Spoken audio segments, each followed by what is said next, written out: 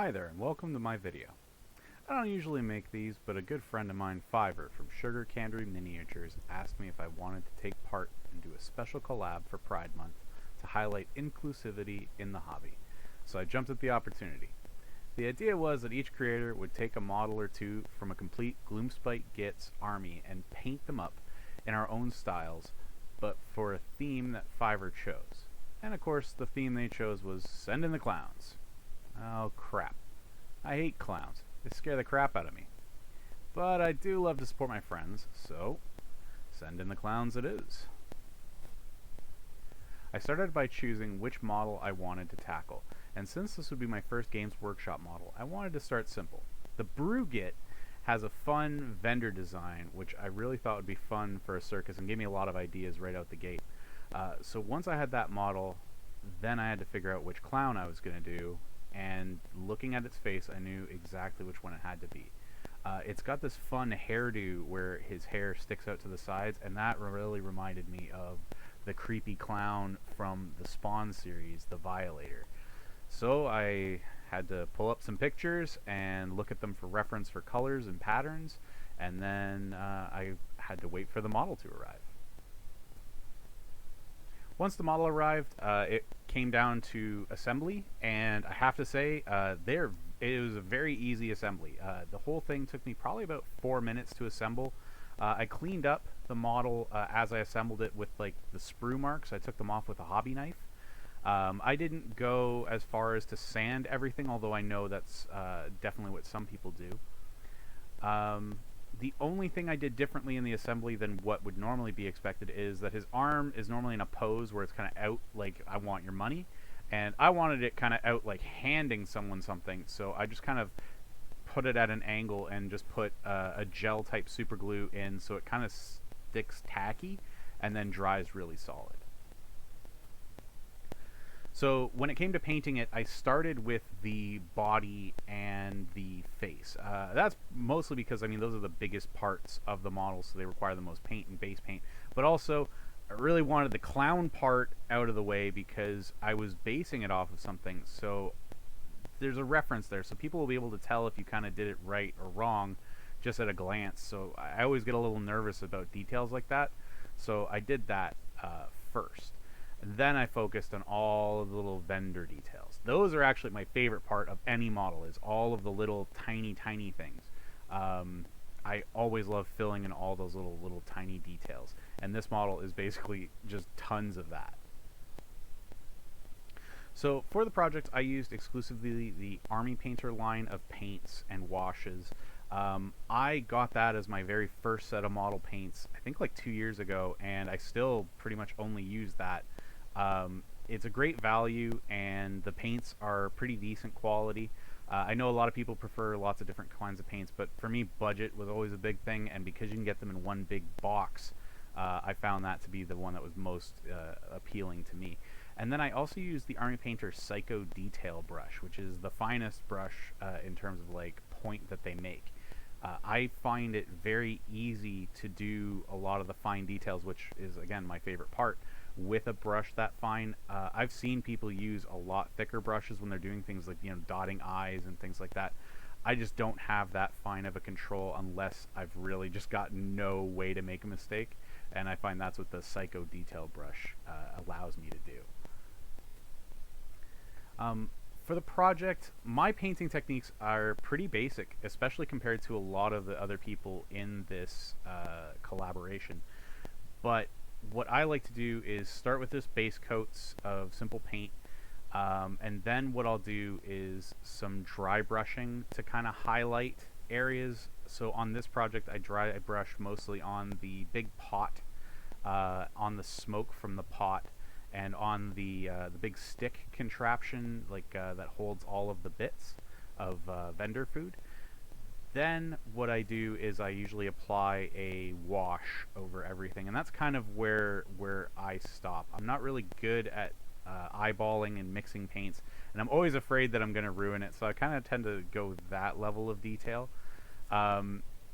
This project, I did do one more step though, which was something called object source lighting. And I did that by accident, and it looked really good. So on the underside of the pot. I painted the pot first and then painted the coals. But while I was pulling the brush away, a little bit of the yellow got onto the underside of the pot. And I realized, like, oh, like, of course there would be light shining there. And so then I added a little bit more yellow and a little bit more orange to kind of replicate that glow. Oh, I also did dry brushing for fire. It's really easy. You do yellow base, and then you dry brush on some orange. And in this case, I also dry brushed on some like black on top for like the coals. And it gives it a really good effect. It's like very simple to do. Yeah, it was not a very difficult model to paint. The only thing was there are so many little details, so it just took a lot of time to just kind of like find the right colors and just paint in all those little things. So the final touch I added to this was the cotton candy. Now normally I would 3D print stuff like this because 3D printing is kind of what I am most known for in the hobby space. But I didn't start out that way. I used to love kit bashing just models. It used to be like my favorite thing to do before I got a 3D printer.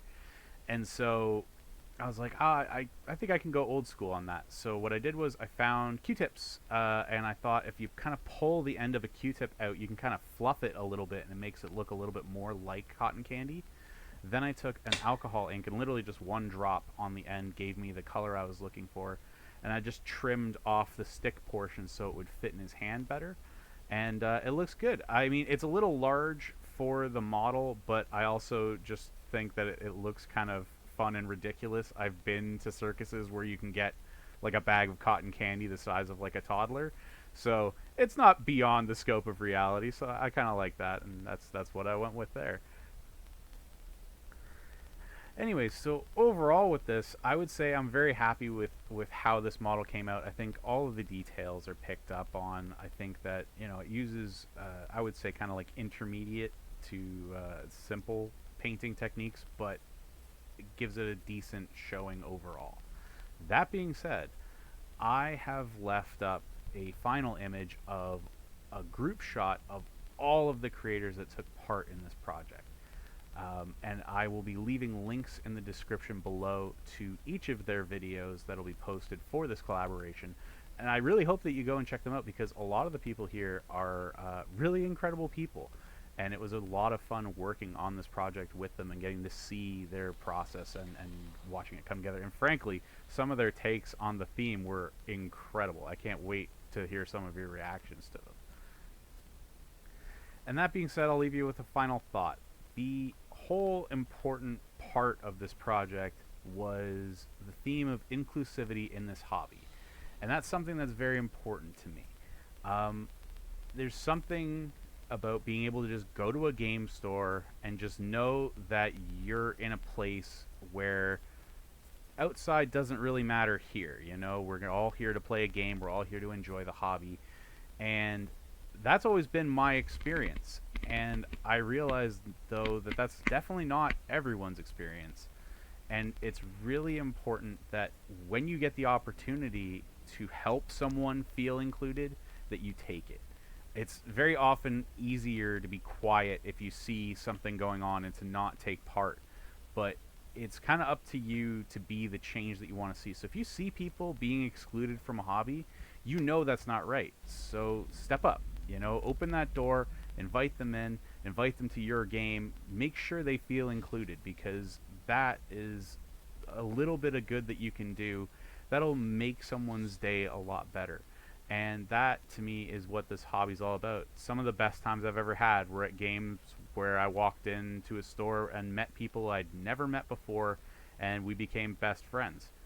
And I would like to think that's something that everyone can experience. So I hope that you enjoyed this little video and this entire collaboration. I hope you enjoy seeing all the other people's work. And remember, be nice out there. You know, it's the little light that you can give to the world that is the most appreciated. And I think that our community is full of people that want to give that little bit of light. So lean into that, guys. You're all good people, and you know, we'll see you in the next one. Bye for now. And one last thing, I just want to give a special thanks to Fiverr over at Sugar Candy Miniatures. They put this entire thing together, and the one thing they did that was extra special is they did all of the bases for those models, all those incredible detailed little bases with the little tickets and popcorn buckets and stuff. It's incredible. And over on their YouTube channel, they have tutorials on doing basing in lots of different ways. I actually based my first model because of them. They just do incredible stuff. I can't highly recommend them enough. Go check them out. They're over on YouTube and on Instagram as well. So that's Sugar Candy Miniatures. Thanks everybody, and have a great day.